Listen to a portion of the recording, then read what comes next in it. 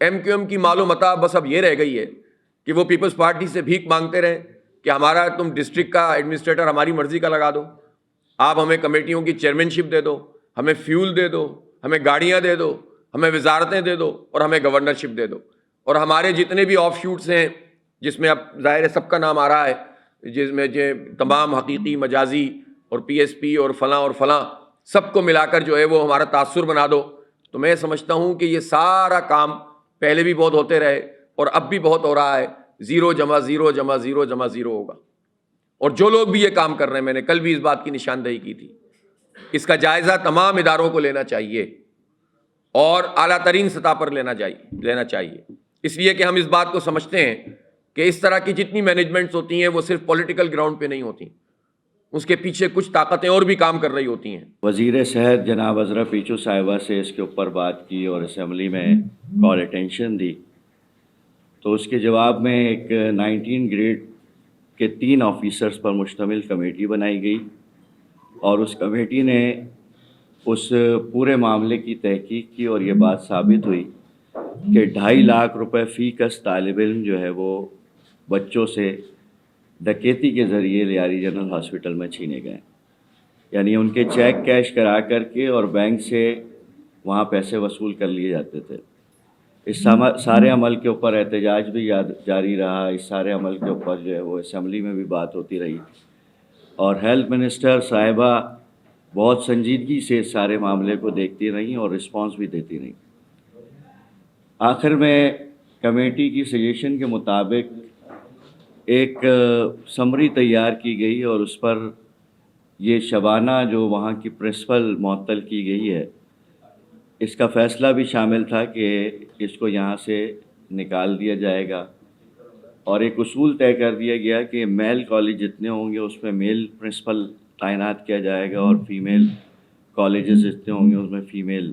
Principal تعینات کی جائے گی. اسی طرح اس کالج کے اندر بہت سارے مسائل، یعنی بھتہ خوری کا ایک نیا کلچر وہاں متعارف کیا گیا اور ان طالب علموں کو تحفظ بھی نہیں موجود تھا. ان کو جنسی طور پر ہراساں کیا جاتا تھا،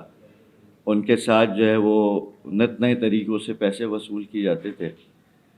تو کمیٹی نے ان ساری چیزوں کی تحقیق کی اور سارے طلباء کی طرف سے لگائے جانے والے الزامات درست ثابت ہوئے. لیکن اس فیصلے کے باوجود نہ پرنسپل اس کالج سے گئی اور نہ ہی کسی دوسرے آنے والے پرنسپل کو اس کا چارج دیا گیا. دوسری طرف بے نظیر میڈیکل کالج، اس کا معاملہ بھی اسی طرح کا ہے کہ میں ورکس اینڈ سروسز کمیٹی کا اسٹینڈنگ کمیٹی کا چیئرمین ہوں. جب میں نے اس تعمیراتی عمارت کا ورک سروسز کے ڈپارٹمنٹ کے لوگوں کے ساتھ دورہ کیا اور جب ساری چیزیں سامنے آئیں تو پتہ چلا کہ یہاں پر 92 کروڑ روپے سے گورنمنٹ نے ریلیز کیے ہیں اور اس کے اندر سے 60 کروڑ روپے اس ہاسپٹل کے اس عمارت کی تعمیر میں کرپشن کر لی گئی. اور اس عمل کو جب میں اسٹینڈنگ کمیٹی میں لے کر کے آیا، اسمبلی کا بزنس بنایا، تو اس دن کے بعد سے لیاری جنرل ہاسپٹل میں میرے داخلے پر پابندی لگا دی گئی اور جب میں جاتا ہوں تو میرے اوپر حملہ کیا جاتا، نعرے لگائے جاتے. اسپیکر سندھ اسمبلی کی ساری باتیں اپنی جگہ پر، لیکن رٹ محسوس نہیں ہوئی اور محسوس یہ ہوتا ہے کہ اس پورے نظام کو چلانے والے کچھ باہر لوگ بیٹھے ہوئے ہیں کہ جن کا براہ راست کنیکشن موجود ہے ان اداروں سے، ان اداروں کی کرپشن سے، ان کے معاملات سے، اور وہ اس سارے معاملے پر سروائیو کر رہے ہیں. آج کے دن تک FIR نہیں کٹی گئی. ستم ظریفی اور ظلم یہ ہے کہ جب یہ سارا واقعہ ہو رہا تھا تو وہاں اسسٹنٹ کمشنر موجود تھے، وہاں پولیس کی آدھے درجن سے زائد موبائلیں موجود تھیں، SHO DSP موجود تھے، وہاں پر رینجرز کے اہلکار موجود تھے، لیکن سب تماشائی رہے اور کسی نے آگے بڑھ کر کے یہ کام نہیں کیا. اسپتال کے تمام معاملات کے اندر اس قدر کرپشن ہو، میں سمجھتا ہوں کہ یہ پیپلز پارٹی کے لیے بھی، چونکہ دیکھیں باقی شہر کے ساتھ تو وہ جو کچھ کر رہے ہیں، لیاری جنرل اسپتال کو تو اپنا بیبی کہتے ہیں وہ، تو اس بیبی کے ساتھ یہ سلوک کر رہے ہیں تو باقیوں کے ساتھ تو سب کو معلوم ہی ہے کہ اس شہر میں کیا ہو رہا ہے.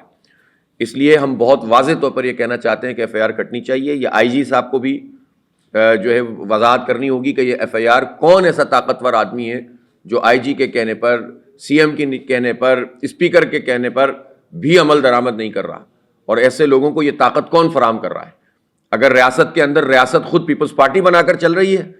تو یہ تو خود حکومت کی بات ہے کہ وہ دیکھے کہ یہ کیا معاملہ ہے۔ NICVD جس کے بارے میں سب سے زیادہ کہتے ہیں کہ ہمارے پاس اگر کوئی چیز ہے دکھانے کی تو NICVD ہے، اس کا بیڑا غرق ہو رہا ہے۔ جناح اسپتال اور سول اسپتال، پہلے تو یہ لوگ وفاق اور صوبے کے چکر میں ہی لگے رہے۔ میں حیران ہوں کہ وفاقی جماعتیں،